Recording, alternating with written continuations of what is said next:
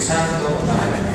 Invocamos a María Santísima primero para comenzar con la charla. Dios te salve María, llena eres de gracia, el Señor es contigo. Bendita tú eres entre todas las mujeres y bendito es el fruto de tu vientre, Jesús. Santa María, Madre de Dios, ruega por nosotros pecadores, ahora y en la hora de nuestra muerte. Amén. Gloria al Padre, y al Hijo y al Espíritu Santo, como era en el principio, ahora y siempre, y por los siglos de los siglos. Amén. Sagrado Corazón de Jesús, En vos confío. del Padre, y del Hijo y del Espíritu Santo. Amén. Bueno, primero muchas gracias por haber venido, buenas noches.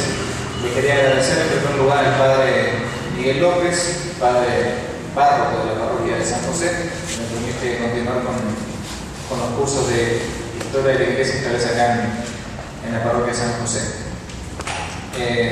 Un autor italiano, recomendable para varias cosas, pero no absolutamente, Benedetto Croce, decía que toda historia es historia contemporánea. Esto lo digo porque el estudio de la historia es un estudio selectivo. Uno estudia los hechos trascendentes del pasado según uno los ve trascendentes. Es decir, es completamente arbitrario. Yo elijo qué cosas estudiar en el pasado. Arbitrario no en el mal sentido, sino según mi arbitrio. Cuando uno elige qué cosas estudiar en el pasado, está ya demostrando una actitud espiritual. Para la sexta clase de historia de la Iglesia yo podría haber elegido otro tema. Habíamos terminado el año pasado con el Imperio Romano, con los primeros cristianos, los primeros mártires después del cristianismo, el monacato occidental, y yo podría haber sorteado, he dicho, bueno, seguimos con el Islam, las cruzadas. Yo dije, no, hay que tocar el tema de los bárbaros. En primer lugar porque se conoce poco. Y en segundo lugar porque, a mi juicio, Occidente está viviendo algo muy parecido de lo que ya han vivido antes.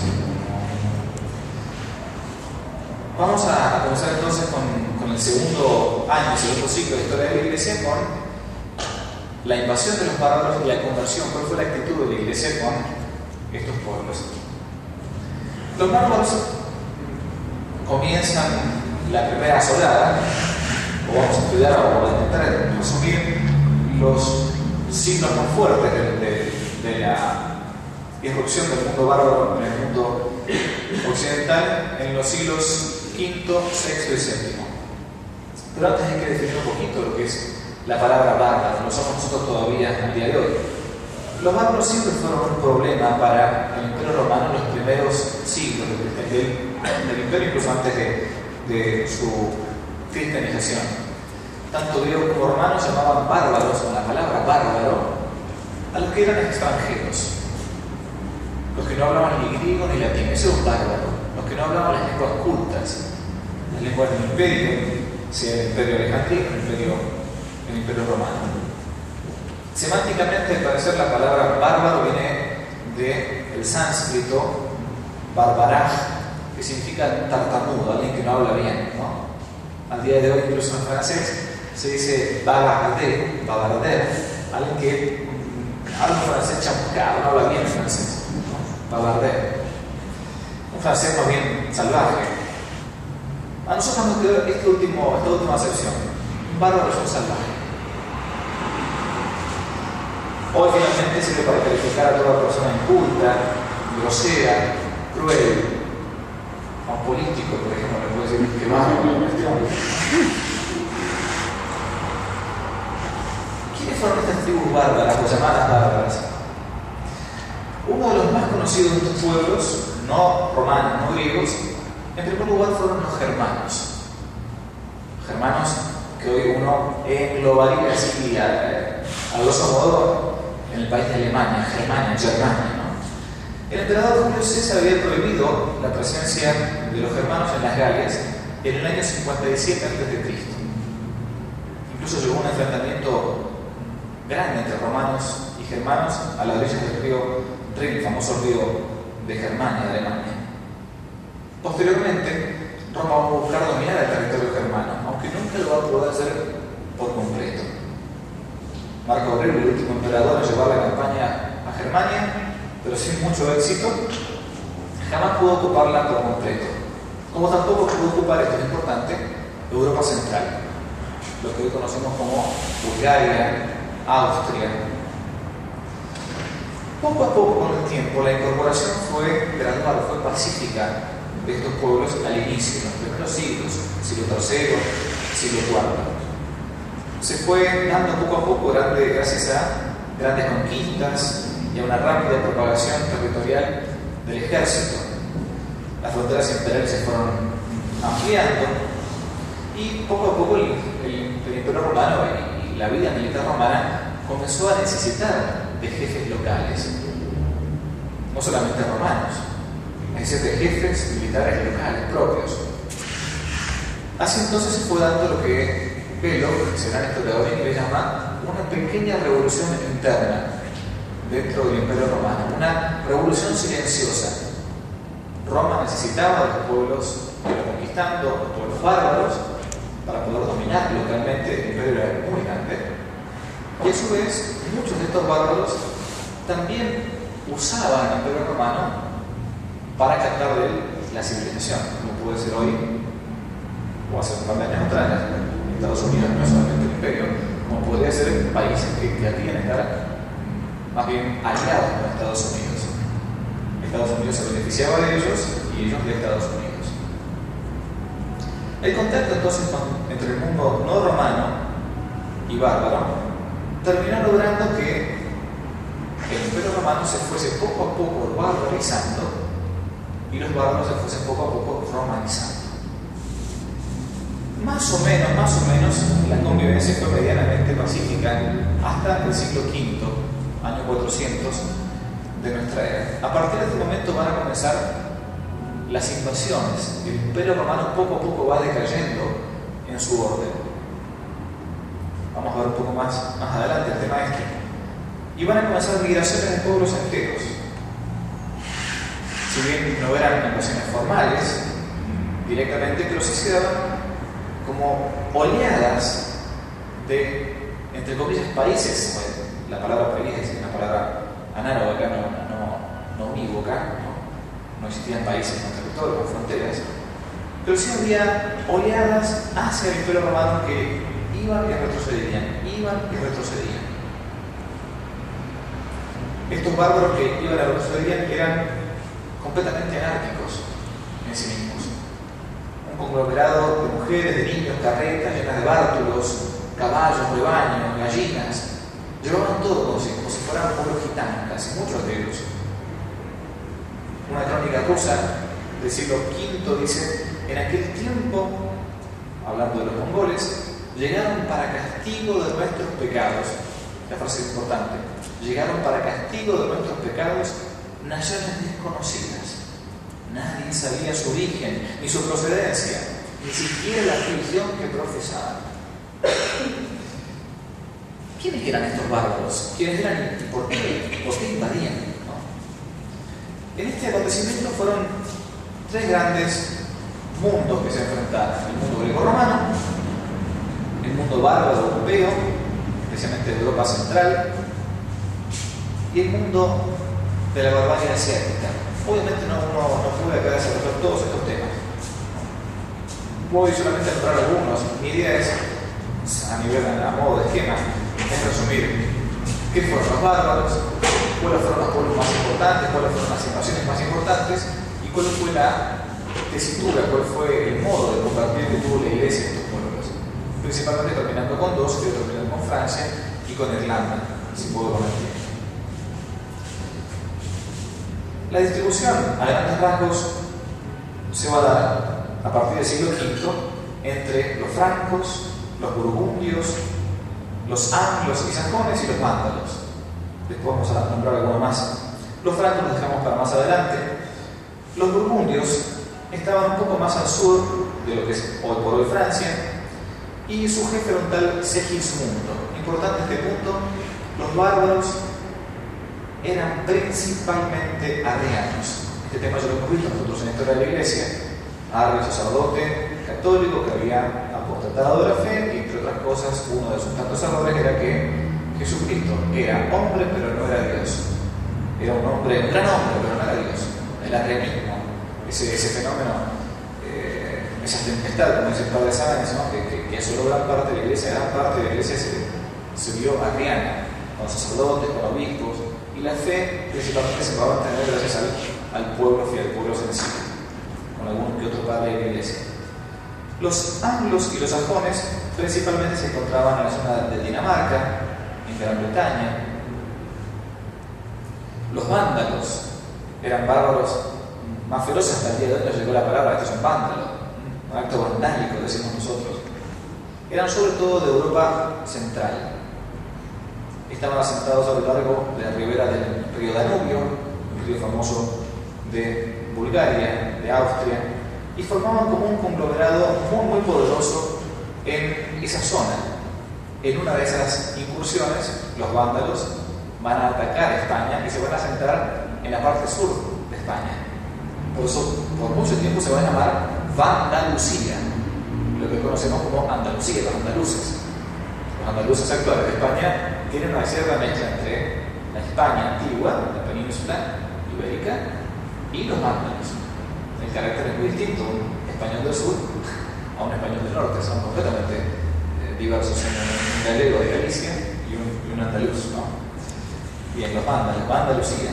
Finalmente van a estar los godos. Yo nombro simplemente para que nos vayan sonando. Ocupaban un poco más allá de Austria, sobre el Mar Negro, y eran todos arrianos. Este es un tema importante cuando uno estudia los bárbaros. La religión de los bárbaros era principalmente, como decíamos, arriana. ¿Y por qué arriana? En su mayoría habían sido evangelizados por un tal Ulfila o Ulfilas, depende de las traducciones, un personaje bastante extraño que allá por el año 341 fue nombrado obispo en Bulgaria, obispo de los godos. Finalmente terminó convirtiendo a gran parte de Asia Central, un gran apóstol parece para esto, a la herejía arriana, al arrianismo. Todas estas zonas entonces van a ser más bien, sobre todo en su ámbito militar, más bien arriana. Una cosa interesante es que el pueblo fiel no adherió en masa al arrianismo, sino al catolicismo romano, digámosle ahora. Las palabras no son exactas, no es tanta la división que puede existir. Y los franceses, digamos nosotros ahora, de la Galia, sobre todo la Galia del Norte, y los anglosajones van a permanecer vírgenes respecto del arrianismo. Esto es un punto súper importante. Francia, principalmente la zona norte y central, hacia arriba, y gran parte de Gran Bretaña van a permanecer vírgenes de la herejía. Ustedes saben que siempre es mucho más fácil convertir a un pagano que a un hereje. Siempre es mucho más fácil. Porque al hereje hay que desconvertirlo de un mal cristianismo para darle el buen cristianismo. Mientras que el pagano, el anterior, bueno, está a 0 kilómetros, digamos, ¿no? Está de cero. Entre todo esto va a surgir una nueva oleada bárbara de la cual nosotros conocemos poco. Yo la primera vez que escuché hablar de esto fue una vez con un compañero mío en el colegio que se llamaban Atila. Atila, ¿quién es? Y sí, porque este es el rey de los hunos. No siempre todos son unos, nunca saca más que eso. Atila. Uno en el colegio le suena Atila. ¿Quién será este personaje? Un personaje histórico realmente muy importante. El bárbaro del Asia, acá voy a pasar un par de diapositivas más, va a tener como personaje central, como jefe central, a este hombre, llamado también el martillo de Dios, el castigo de Dios, Atila, el rey de los hunos con H acá, del año 395, siglo IV. En Asia los mongoles se veían contenidos por una gran muralla que habían hecho construir la dinastía Han, una muralla grande en el Asia, cerca de la China, y por lo tanto gran parte de estas hordas se veían impedidos a hacer sus barbaridades justamente hacia el este. Y viendo que las tierras eran más fértiles hacia el oeste y que no tenían ese tope de la muralla, comenzaron a hacer sus incursiones hacia el lado de Europa Central. Se volvieron entonces hacia la zona del oeste y poco a poco comenzaron a invadir incluso lugares donde había cristianos, incluso arianos. Rechazados por los chinos, provocó entonces oleadas casi obligatorias hacia Europa Occidental. La situación climática, el carácter nómada de las tribus sin patria, carentes de lazos históricos, espirituales, no los mataban en ningún lado. Era una tribu realmente como si fueran gitanos para nosotros el día de hoy. A fines del siglo IV, precisamente cuando durante el reinado del gran emperador Teodosio el Grande, que oficialmente saca el edicto de Milán en el 381, cuando hace el imperio cristiano, un emperador, una fe, un imperio, comienzan a renovar las fuerzas barbáricas desde el este. La inseguridad que vivía la península italiana y las amenazas de invasiones bárbaras, arianas o de los hunos, hicieron que el emperador siguiente, Honorio, hijo de Teodosio, decidiese trasladar la capital del imperio de Roma a una ciudad del lado del Adriático llamada Ravenna, una ciudad muy conocida. Durante mucho tiempo el emperador estuvo en Ravenna y hasta algunos papas vivieron en la ciudad de Ravenna. Por eso es una de las ciudades, una de las más hermosas ciudades que tiene en cuanto a varios mosaicos en Ravenna. En la ciudad de Ravenna más o menos está debajo de Venecia, para que se hagan la idea. La cosa que yo puedo. Ravenna está más o menos aquí. Acá no se ve. Acá. Ahí está Ravenna. Mientras que Roma está acá. Se pararon hacia esta zona. La última noche del año 406, las fronteras del imperio se fueron quebradas. Unos vándalos, suevos, invadieron las Galias y poco a poco Ravenna parecía ser destruida. Había bárbaros y bárbaros, no todos los bárbaros eran los mismos. Un ejemplo nada más, salvo los vándalos y los hunos, el resto mostraba cierta admiración hacia lo que era el mundo greco-romano. Futuros caudillos bárbaros fueron incluso hasta educados en la civilización greco-latina. Algunos conocían el griego y el latín. Es muy conocida la anécdota de Alarico, jefe bárbaro de los visigodos, que cuando conquistó Atenas, solo impuso poder pasearse un día por la ciudad de Atenas, conocer el Partenón y hacerse leer el diálogo platónico de El Timeo. Ojalá alguno de nuestros gobernantes hiciera alguna cosa parecida, digamos, ¿no? Estos eran bárbaros con mayúscula, digamos, ¿no? Pero va a llegar la caída de Roma. Y esto es un fenómeno interesante estudiarlo en la historia, ya sea en la historia, digamos, pagana y en la historia también incluso de la iglesia cristiana.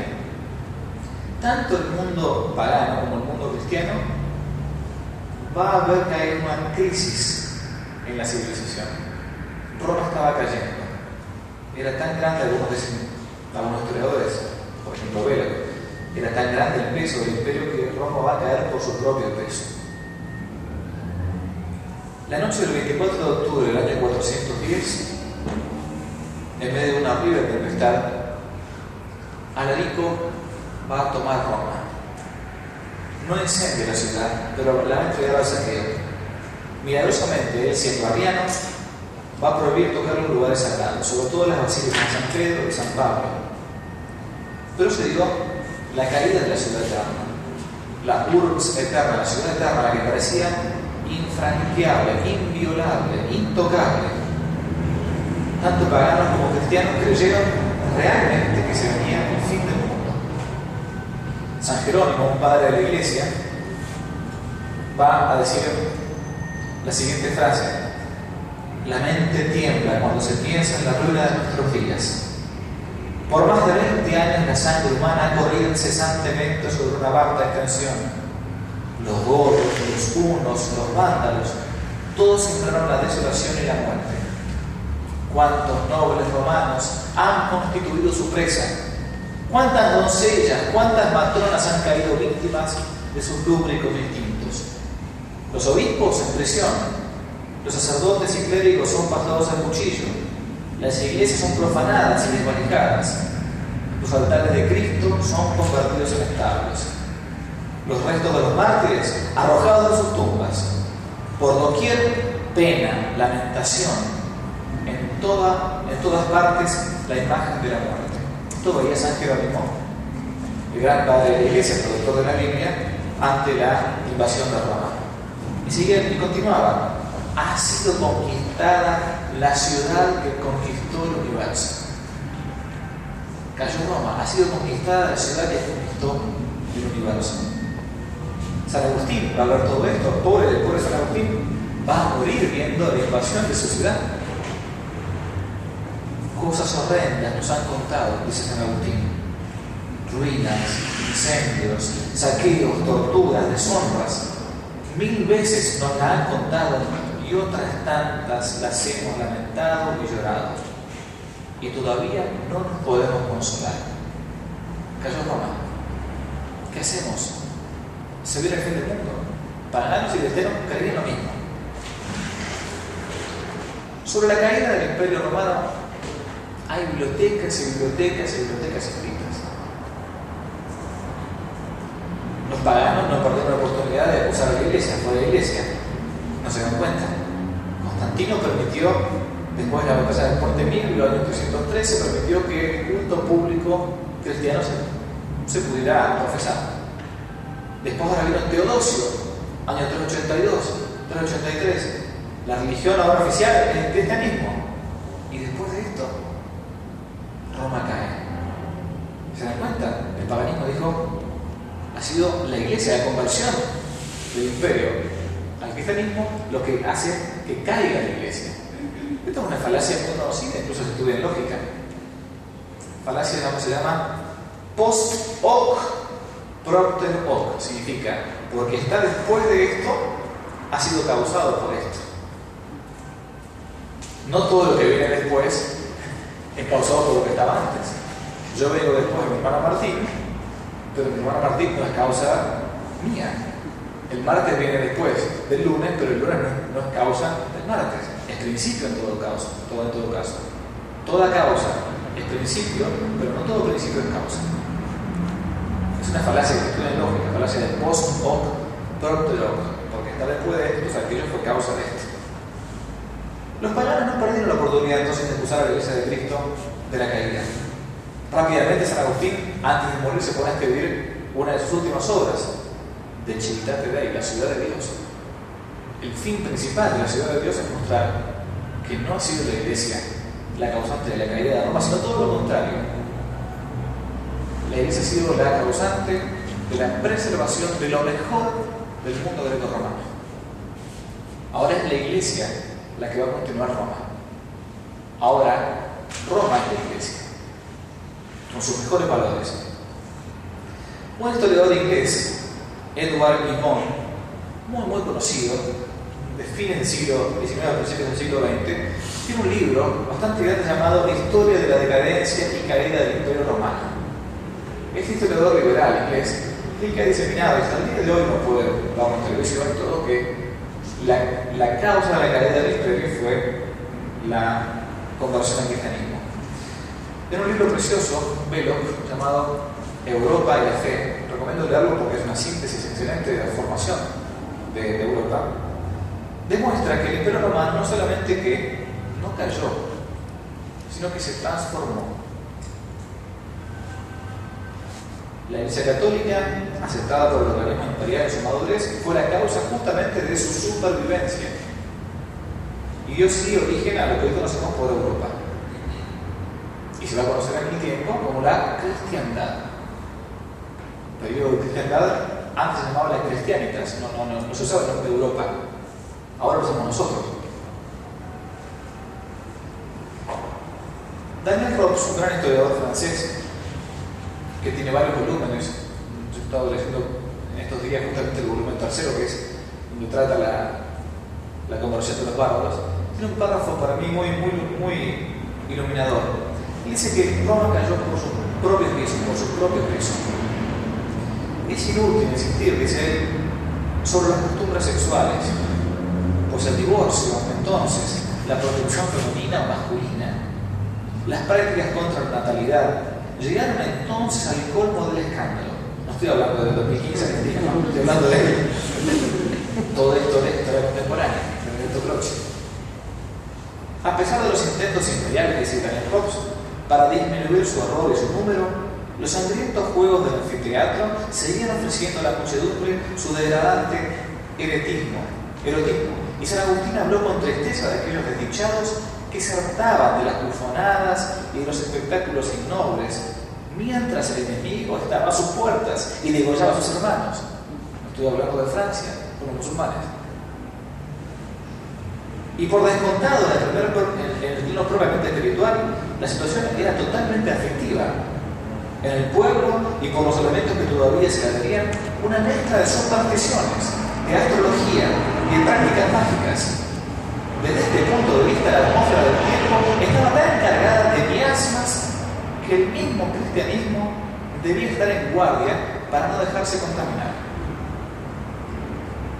Yo considero que estamos nosotros en la caída de nuestra civilización. No soy solamente yo, hay varios que estamos teniendo esto y con autoridad. Nosotros no nos estamos dando cuenta que hay una civilización que está muriendo. A nosotros nos llega un poco lejos, pero hay una civilización que está decayendo.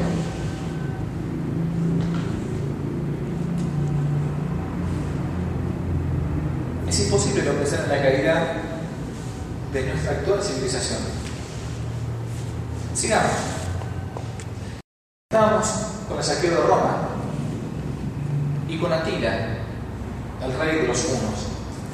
En el año 451, hordas de los hunos invadieron las Galias, lo que llamamos Francia, la región de los francos, no quiero decir país porque no podemos hablar de país. Se dirigió de lo que se conoce con el nombre de Lutecia, la actual París. Una joven llamada Genoveva, Santa Genoveva, fue la encargada de proteger la ciudad, de hacerla invisible. Milagrosamente, el ataque asiático estaba por llegar a Lutecia, a París, y esta mujer, la pequeña pastorcita, luego posteriormente consagrada a Dios, va a intentar convencer a los jefes de París, a los jefes militares, que no huyan, no les hacen caso. Ella, alzando su voz, dijo: que los hombres huyan si ya no son capaces de pelear. Nosotras las mujeres rezaremos tanto y tanto a Dios que Él oirá nuestras súplicas. Atila milagrosamente llegó a París, pero no pudo verla. Nadie se explica bien por qué. No la encontró. La tenía en las narices. Santa Genoveva había, como protectora de esa ciudad, pedido a Dios un milagro y Dios se lo había conseguido. Atila no atacó Lutecia, no llegó a atacar París. Año 452.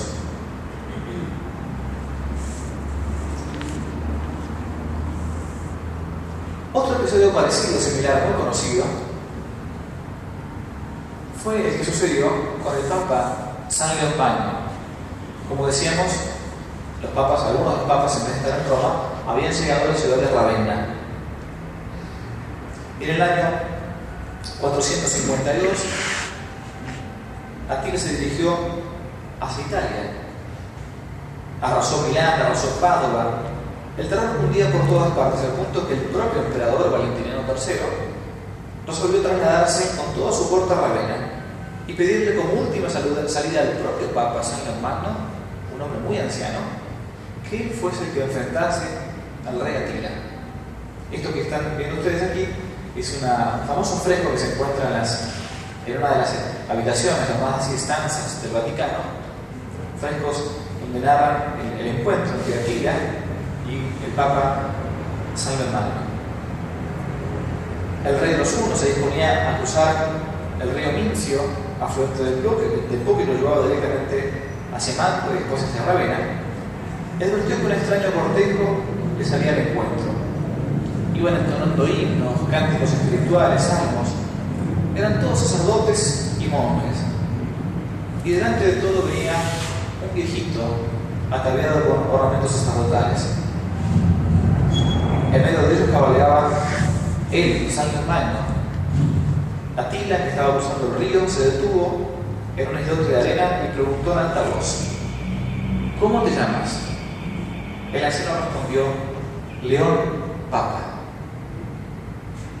El bárbaro se acercó, vaciló un instante y dio el grito de retirada. Una antigua tradición señala que junto al Papa, Atila vio a un ángel, a San Pedro y San Pablo en el aire, que lo amenazaban con espadas para que se retirase. Poco tiempo después Atila va a fallecer. ¿Qué hacer con los bárbaros? Para el año 476 el Imperio Romano había caído. La conciencia de la idea de la unidad política se mantenía con cierta fuerza, pero había que enfrentar este gran impedimento.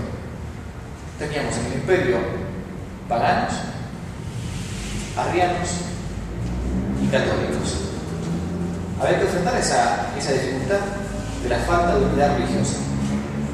Los nuevos años de la política, los capataces, los generales, ya no eran católicos, eran arrianos. La gran apuesta y la única solución para defender la civilización cristiana era la conversión de los bárbaros.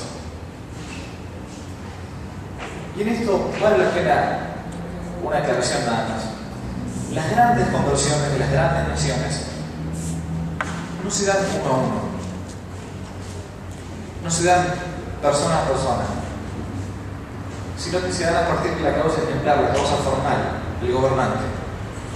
La conversión de Rusia se dio por la conversión de San Vladimir, y después de él, como era costumbre en la época, todo el ejército, todo el pueblo se bautizaba, se hacía cristiano. La conversión de Francia va a ser por la conversión de su dirigente, por decirlo en términos modernos. Nadie se imagina el día de hoy para convertir a los chinos uno por uno. Imposible, es una locura. Pero si no pudiera convertir al emperador, lo que intentó hacer en su momento el gran jesuita Matteo Ricci, eso sí vale la pena.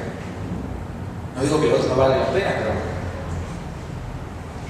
hay que saber que para que una nación se convierta hace falta que su causa formal se ponga de arriba hacia abajo. Si no, es un trabajo de hormiga y casi de nunca acabar. Yo me quería detener principalmente en un episodio que poco conocido, al menos en nuestras tierras, que a mí me tocó mucho de joven, la primera vez que viajé a laico, todavía no había entrado al seminario ni nada a Francia, que fue la conversión de Francia. Francia tiene un papel providencial en la historia de la Iglesia. Por algo siempre ha sido llamada la hija primogénita de la Iglesia. No en el sentido de primogénita porque fue la primera convertida, hubo otros países, Armenia por ejemplo, que también se convirtió casi en masa, digamos, al cristianismo, sino porque ha tenido un papel a lo largo de toda la historia de la Iglesia de una defensa especial de la cristiandad. No por nada no fueron arrianos, los galos. Los francos se habían instalado en Bélgica a partir del año 406 al mando del rey Meroveo, quien participó en la coalición contra los hunos, y él había sido educado en Ravenna, es decir, bárbaro, pero con un acervo de cultura grecolatina. La palabra franco significa atrevido. Todos los francos son atrevidos, ¿no? Todos los franceses son medio insolentes, medio indomables, atrevidos. Esa tribu ocupaba solo una parte de la Francia actual, como los otros en el norte y en el sur. El jefe de los francos, a fines del siglo V, era el nieto de Meroveo, el rey llamado Clodoveo o Clovis.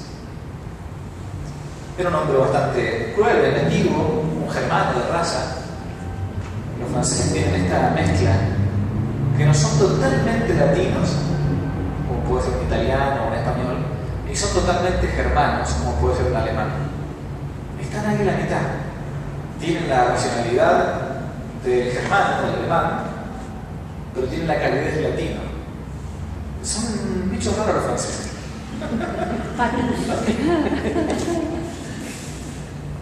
Clodoveo era pagano, Clovis era pagano, no era hereje, no era ariano. Y era más fácil, más pasible de ser convertido con mayor facilidad. Mucho más difícil convertir, decíamos, un hereje que un pagano. El obispo de la ciudad de Reims, San Remigio, Saint-Remy, tenía fama de taumaturgo, de hacer cosas milagrosas, y pertenecía a él a una de las familias aristocráticas de las Galias. Le dirigió entonces a Clodoveo una carta bastante larga para felicitarlo por las victorias que le había conseguido en la unificación de los galos, pero aparte para darle a entender que la gloria de su reinado dependería de su acercamiento a la iglesia. Si usted se convierte, su reinado va a ser más grande todavía. Y lo invitó a tomar en consideración la conversión. Y que incluso respetara a los obispos y sacerdotes para el bien de su país. Usa la palabra país. Hábilmente, San Remigio intentó una unión matrimonial favorable para la iglesia. Es así entonces que va a ser como de Celestina por una mujer llamada Clotilde, princesa también, ella, burgundia, pero católica ferviente. Y la va como a adoctrinar para que en ese casamiento ella aprovechase para convertir a su marido, y que de la conversión de su marido iba a depender en gran parte de la conversión de todos los francos. Tan pronto como se casaron con el rey Franco, año 493, Clotilde comenzó a trabajar por la conversión de su esposo. Habían pasado 6 años y Clodoveo seguía todavía aferrado al paganismo, era un bárbaro medio germano, pero había dejado de ser a sus hijos. Sin embargo, la conversión no llegaba. Faltaba un hecho milagroso y muy conocido en la historia de la Iglesia y en la historia de Francia. Acá algunos para los que alguna vez hayan leído Asterix, para ver que siempre los jefes militares, cuando ganaban una batalla, los galos eran llevados en anda en el escudo, ¿no? Ahí está Clovis en el escudo. Uy, me fui, perdón, disculpadme, fue enseguida esto. No vean todo esto, sí vieron toda la premisa. A ver. No, bueno, perfecto. El casamiento con Clotilde, el obispo de Reims. San Remigio entonces va a lograr casar a Clotilde con el pagano Clodoveo. Bien.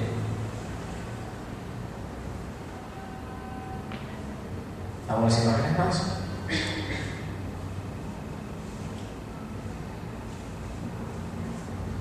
Bien. Va a darse una batalla, la famosa batalla de Tolbiac, al norte de Francia, donde va a haber un suceso que es completamente milagroso. Algo similar a lo que nosotros vimos cuando Constantino el Grande tiene que luchar contra el general Magencio en la famosa batalla del Puente Milvio. Constantino todavía era pagano, Lactancio era uno de sus consejeros cristianos, estaba que se convirtiera, su madre era cristiana, Santa Elena, pero hasta que no tiene esa famosa aparición en el cielo, y no signo vinces, en este signo vencerás, y él lo pinta el acróstico, el arrobo, el ají, los escudos, en los estandartes de los romanos, y vence contra Magencio y no se convierte hasta ese momento. Va a suceder algo muy similar en la batalla de Tolbiac con Clodoveo, Clovis. San Gregorio de Tours, un padre de la iglesia, narra este episodio de esta manera. Insistentemente trataba de persuadirle a la reina Clotilde a adherirse al Dios verdadero y a desechar los ídolos, pero no había manera. Hasta que un día estalló una guerra con los alamanes por el Danubio. Entonces la necesidad le hizo conocer lo que hasta el momento se negaba a conocer su obstinación. Sucedió que al entrar en colisión ambos ejércitos, se produjo una verdadera carnicería. El ejército de Clodoveo, estaba a punto de declararse en franca derrota. Ante esto, alzó el rey los ojos al cielo y dijo desde lo más íntimo de su corazón con lágrimas en los ojos: «Oh Cristo Jesús, a quien Clotilde llama siempre Hijo del Dios vivo, tú que socorras a los afligidos, da victoria a los que en ti esperan. Con toda humildad y fervor te ruego que demuestres la majestad de tu fuerza. Si me concedes la victoria, creeré en ti y recibiré el bautismo en tu nombre. He invocado ya a mis dioses, pero están lejos de ayudarme. Ahora te invoco a ti, en ti confío, a fin de que me vea libre de mis enemigos». Sigue San Gregorio de Tours, este padre de la Iglesia, y cuando aún no había terminado de hablar, los alamanes se volvieron y se dieron en fuga. Entonces Clodoveo dio por terminada la batalla. Al igual el pueblo volvió un paso a su palacio y contó a la reina cómo había obtenido la victoria invocando el nombre de Cristo. Después de lo cual la reina llamó secretamente a Remigio, obispo de Rennes, y le suplicó que le fuese instruyendo al rey en el Evangelio del Salvador. Se va a dar entonces, esta es la batalla de Tolbiac. En esta batalla Clodoveo recibe una nueva bandera, decide poner, en vez de 3 ranas que había en los estandartes de la bandera de los galos, los francos, coloca 3 como flores de lis. Hasta el día de hoy incluso se pueden seguir viendo en la antigua bandera francesa, no la actual, después de la Revolución Francesa, blanca con flores de lis, antigua. Y en ciudad entonces, acá alguna de las imágenes, la batalla de Tolbiac.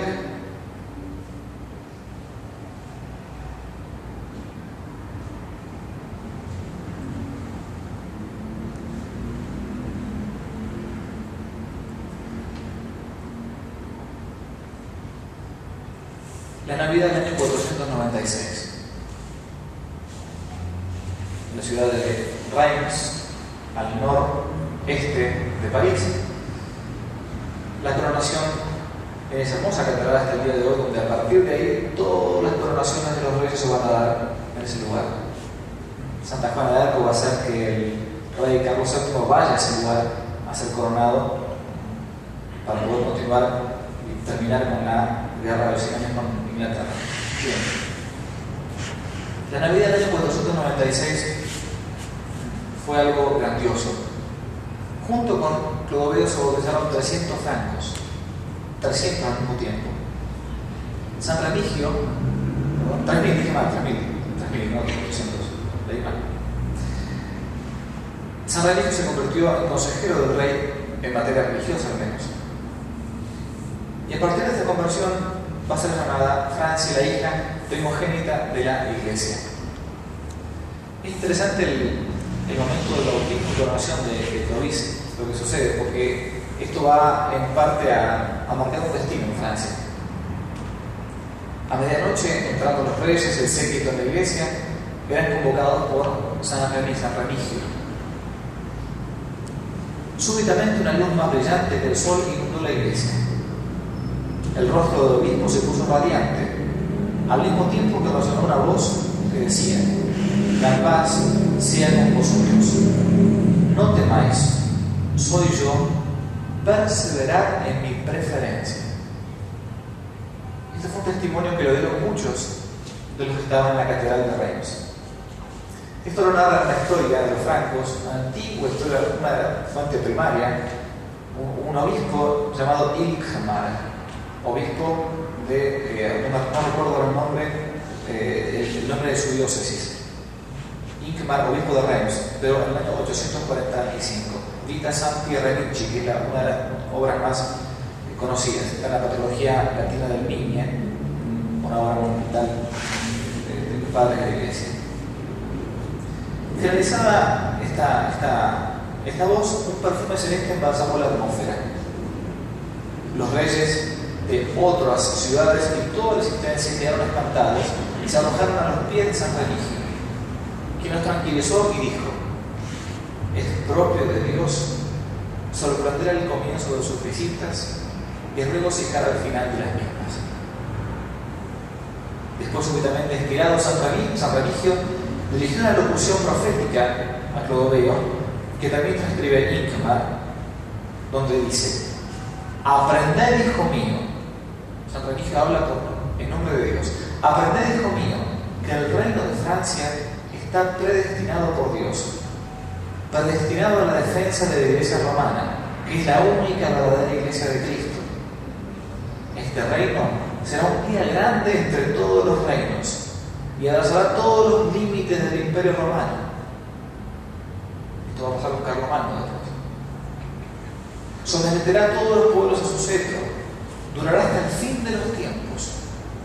Será victorioso y próspero, en tanto sea fiel a la Iglesia romana, pero será rudamente castigado toda vez que sea infiel a su vocación. Entre tanto, San Remigio y los reyes habían llegado al bautisterio, pero el clero que llevaba el santo crisma para la unción que se hace en el bautismo había quedado separado por la multitud que se interponía entre ellos, de modo que el obispo no tenía el instrumento de la unción. Había que esta unción con el santo crisma para el bautismo y para la coronación. Los reyes recibían unciones especiales, todo el cuerpo se los desvestía en la parte de arriba. Iban recibiendo unciones en el pecho, en los brazos, en las manos. Era casi como una consagración parecida a la de la oración sacerdotal. El santo crisma había quedado lejos. Súbitamente, narra Hincmar, apareció revoloteando al alcance de su mano y los ojos arrebatados y sorprendidos de la inmensa turba una blanca paloma que tenía en su pico una ampolla de óleo santo, cuyo perfume de inexpresable suavidad embalsamó toda la asistencia. Cuando San Remigio recibió la ampolla, desapareció la paloma. Desde antiguo se consideró que el Espíritu Santo había aparecido en ese momento bajo la forma de paloma, entregando el bálsamo divino como una gracia única que va a distinguir a todos los reyes de Francia. Con esta pequeña ampolla, la Santa Ampolla se la conoce así, fueron consagrados todos los reyes de Francia, hasta la Revolución Francesa, hasta la decapitación de Luis XVI. Con ella se ungía el rey, con esta ampolla santa, la Santa Ampolla, empleado primero por Clodoveo, para Clodoveo y para sus sucesores. Y era como el signo de la legitimidad, validez y de la perdurabilidad de la monarquía francesa. La infidelidad de Francia, desde los Borbones hasta la Revolución Francesa, ha tenido sus castigos evidentes, que hasta el día de hoy, lamentablemente, lo sigue viendo en Francia. La historia de la Santa Ampolla, por si a vos te interesa, es realmente interesantísima. Hay un montón de elucubraciones de qué fue lo que pasó. El último que lo usó, al parecer, para ser consagrado rey fue con el rey Carlos X en 1824, y todavía hay varias historias, tradiciones que se mantienen hasta la restauración, se mantienen escondidas todavía hasta la restauración del monarca francés que va a salvar finalmente al mundo. No sé si los franceses, pero son franceses que van a decir franceses.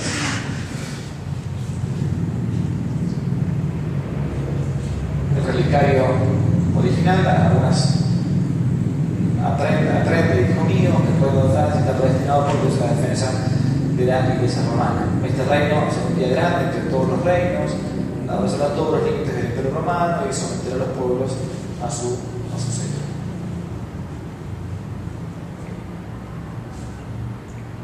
La imagen es moderna, pero tiene que haber sido muy parecida a lo que fue Clovis, un bárbaro grande, ¿no?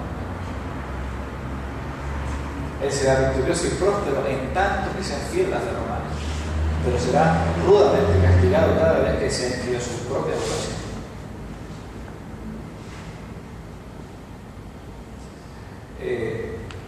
Detalle nomás, cuando ustedes entran en la Basílica de Luján, en Buenos Aires, nave lateral derecha, y los primeros dos vitrales de la derecha se van a encontrar con dos reyes santos, que van a decir santos: San Carlomagno, San Constantino. A Clodoveo también algunos lo llaman santo. No son santos canonizados por la Iglesia, pero los vitrales de la catedral y la basílica de Luján fueron hechas por vitralistas franceses. Por eso lo pusieron a Carlomagno, por ejemplo, como santo. San Carlomagno está puesto con la S, San Carlomagno también es Constantino, ¿no? Una tradición, esto es bien galicana, digamos, ¿no? Católico galicano, son los franceses. Bien. Quería pasar ahora al segundo modo digamos, la conversión entonces de los francos, entonces, por la causa ejemplar, para transformar la cabeza del líder. El segundo pueblo, podría haber hablado también de la conversión de nuestros predecesores, los hispanos, de España, pero me pareció más importante, más interesante quizás, la conversión de la isla británica, de los anglosajones. En las islas británicas la conversión fue similar, pero no la misma. Hay que tener en cuenta que el Imperio Romano había llegado a conquistar Inglaterra, pero no había podido tocar Irlanda. En el siglo III los cristianos eran numerosos en las primeras diócesis como Londres, York, Lincoln. Incluso en la persecución de Diocleciano hubo varios mártires ingleses en los primeros siglos. El bautismo de Inglaterra tuvo mucha influencia del Papa San Gregorio Magno. En cierta ocasión, cuando Gregorio era todavía un monje en el monte Celio, uno de los 7 montes en Roma, muy cerquita del Circo Máximo, el monte Celio, recorriendo los mercados de Roma encontró a unos traficantes que vendían esclavos de todo tipo. Entre estos sobresalían 3 jóvenes esbeltos, rubios, altos, de ojos azules, que llamaron la atención a Gregorio. Estos esclavos, ¿de dónde venían? Después de dialogar con ellos y preguntarles su origen, se dio cuenta que eran 3 años y los introdujo, los compró, los introdujo como monjes para evangelizarlos y después enviarlos a su vez a evangelizar a los romanos en su propia tierra. San Gregorio era monje benedictino, abad, fue elegido papa y apenas fue elegido papa se consagró a la realización de la conversión de estas tierras inglesas, o la reconversión. En el año 596, otro monje, prior también del convento del Monte Celio, San Agustín, va a recibir la orden de partir juntamente con 40 monjes hacia esa misteriosa isla de Inglaterra. Cuando llegaron a la isla, alguien les había preparado el terreno. Había una tal reina cristiana llamada Berta, joven parisina, francesa, que se había casado y había llegado hasta allí, había sido bisnieta del rey Clodoveo. Se había desposado con el rey de Kent, Ethelberto, y enseguida San Agustín aprovechó a esta mujer para que le abriese las puertas del reino de los anglos. El rey estaba sentado bajo un árbol rodeado de sus caballeros, cuando vio que venían lentamente hacia él los monjes romanos. Cantaban himnos sagrados, en gregoriano, y eran perseguidos por una actitud procesional. Ethelberto escuchó atentamente la exposición sumaria de la obra redentora de Cristo, luego de lo cual dio autorización a San Agustín para poder evangelizar en toda la isla de Britania. En Pentecostés del año 597, el mismo rey y gran parte de sus oficiales se van a hacer bautizar. De vuelta por la cabeza se bautizó un pueblo. 10.000 ingleses pidieron el bautismo después de la conversión de David de Alberto. 10.000 ingleses bautizó San Agustín, que va a ser finalmente consagrado obispo de la ciudad de Canterbury. San Agustín, se le conoce San Agustín de Canterbury, en Inglaterra. ¿Cuál era el efecto? Y esto es para mí sumamente importante. Lo señaló el Papa San Gregorio Magno. Esto fue lo que había que hacer cuando llegase.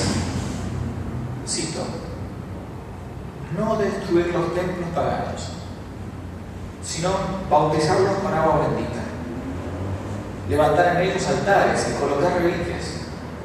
Allí donde esa costumbre de ofrecer sacrificios a los ídolos, se permite celebrar en la misma fecha festividades cristianas bajo forma distinta. Si les permiten las alegrías exteriores, será mucho más fácil que lleguen a lograr las alegrías interiores.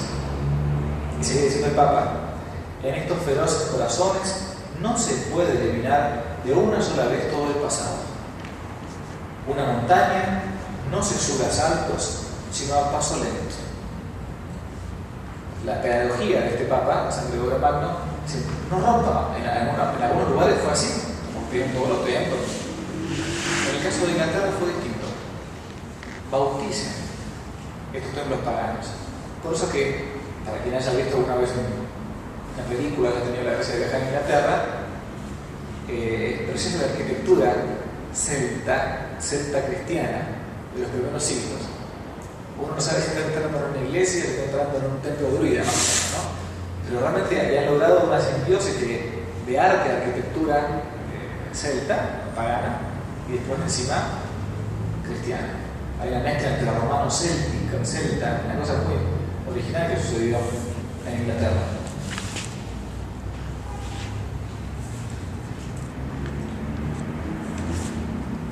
Bien, dos hojas de cultura de la noche.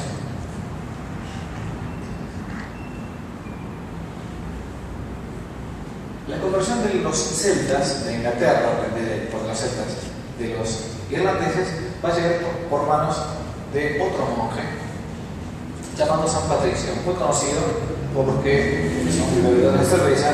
El día 17 de marzo es el día de San Patricio. La isla de Irlanda había permanecido al margen de la dominación imperial, no habían conocido nunca el cristianismo, de modo que la evangelización fue diferente con las otras tribus, porque ahí no contaban con la ayuda, con la tutela de Roma, los misioneros, no tenían ayuda militar en el caso de evangelizar. Los evangelizadores se vieron completamente solos frente a los celtas paganos. Además, toda la Gran Bretaña estaba plagada de druidas, una especie de mago, de sacerdote de la tribu, era la clase sacerdotal.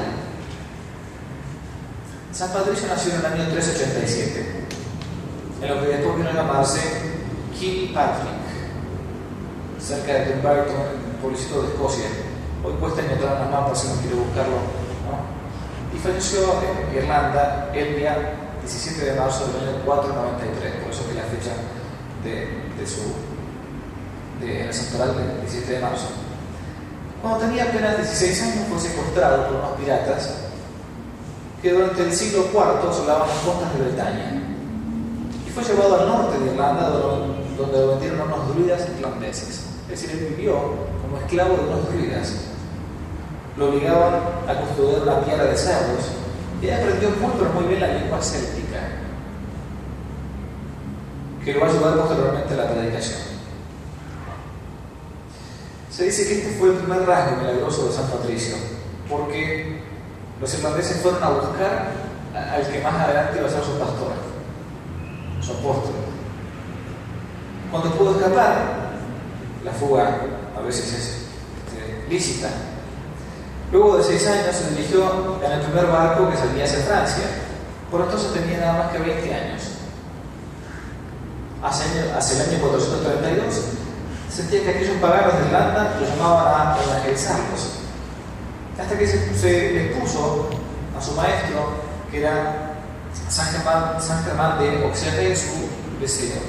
San Patricio había llegado hasta el sur de Francia, había ingresado en una bahía benedictina muy conocida, que se encuentra todavía en una isla, la isla de Lerins, se dice en francés, frente a lo que es hoy Cannes, la ciudad de Cannes, la famosa ciudad de Cannes, portuaria de la costa sur. Esa abadía está literalmente en una isla.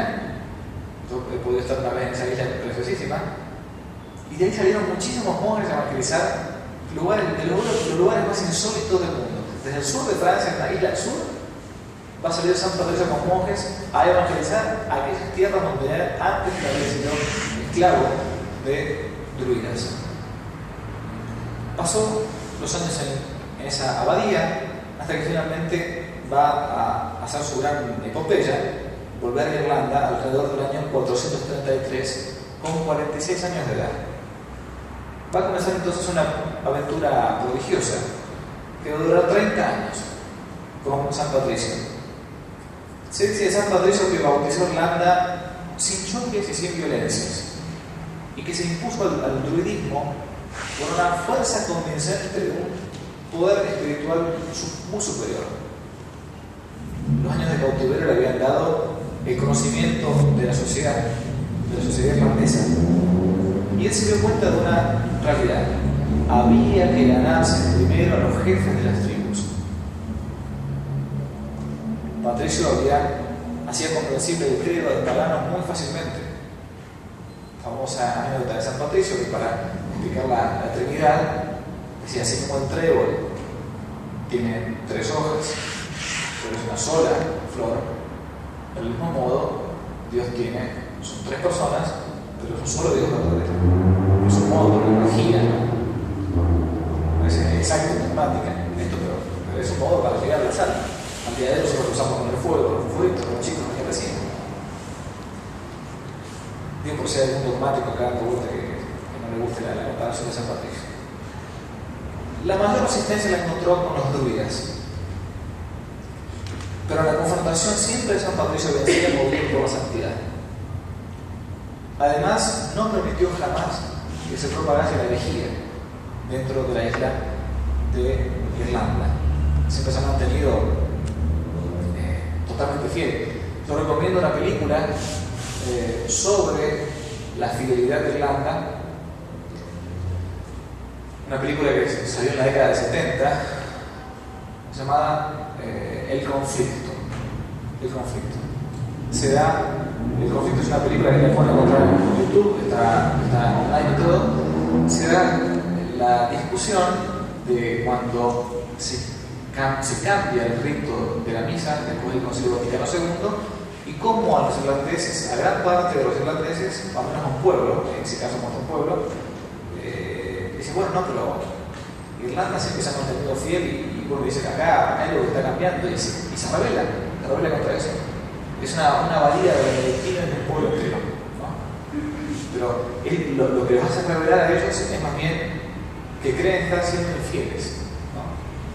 Irlanda sigue siendo una isla físicamente hablando, entonces ellos han sido siempre muy celosos de sus tradiciones y de mantener pura la tradición católica. Hoy por hoy, lamentablemente, como en todos lados, el progresismo también ha hecho estragos también en Irlanda. Irlanda fue una tierra no pisada por legiones romanas, pero sí que se abrió completamente al cristianismo. La cruz se plantó y alcanzó una vitalidad tal que Irlanda recibió el nombre hasta el día de hoy de la Isla de los Santos. Una cantidad innumerable de santos salieron de Irlanda. Cuando San Patricio llegó, casi que había 1 o 2 católicos en la isla. Cuando San Patricio murió, no quedaban paganos en la isla. Se registra que en su vida él consagró al menos 350 obispos, no sacerdotes. La fusión entre el cristianismo y la cultura celta se realizó sobre todo bajo el signo del monaquismo, quienes terminaron de compartir y de mantener la fe cristiana en Irlanda, y eso en una parte de Europa fue el monacato occidental. Bien, con esto vamos ya terminando, que tenemos algunas de las imágenes de San Patricio con el trébol, las construcciones que decía yo, mezcla, ¿no?, el románico o el gótico irlandés o el gótico inglés. Son algunas de las ruinas que se encuentran en Irlanda. Y para concluir simplemente, 2 ideas nada más, una que se ha repetido bastante: la importancia de la conversión de las cabezas, ¿no? Si uno pudiera convertir a un gobernante, si uno puede convertir a un padre de familia, o un intendente, o a alguien realmente que esté en lugar encumbrado, La causa ejemplar funciona de un modo mucho más sencillo que para la comparación del resto del pueblo. Primera idea. Y la segunda es que la historia no es circular, no se da en modo cíclico, como decía Borges, ¿no? Que todo lo que ha pasado sucede de vuelta. Pero sí, en la historia hay cosas que han sucedido y que si uno no utiliza una de las partes potenciales de la prudencia, que es la memoria, para ver qué fue antes de lo que pasó, y la previsión, que es lo que puede pasar, uno no está hablando prudentemente. Uno no estudia, no lee, no se interesa por la historia de la iglesia solamente por lo que pasó. Toda historia es o debe ser historia contemporánea. Yo tengo que ver el pasado a la luz de lo presente, o ver el presente a la luz de lo pasado. Lo que ha sucedido alguna vez, esto de la crisis enorme de la civilización occidental, de la caída del Imperio Romano, de la invasión de los bárbaros, está pasando ahora. Está pasando realmente ahora. Por el laicismo estúpido, por los derechos humanos también completamente mentirosos, idiotas, por la tolerancia restricta. Ustedes están viendo en televisión, a nosotros el coletazo no nos llega todavía porque todavía no nos llega. Pero en nombre de esta democracia universal y de la tolerancia universal, está muriendo Occidente, está muriendo lo que quedaba, lo poquito que queda de Occidente.